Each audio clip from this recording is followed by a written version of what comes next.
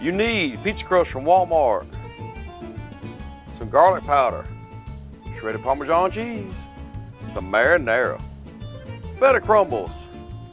Don't forget that good old mozzarella, some sliced Roma tomatoes, some delicious mushrooms, and some chopped up basil.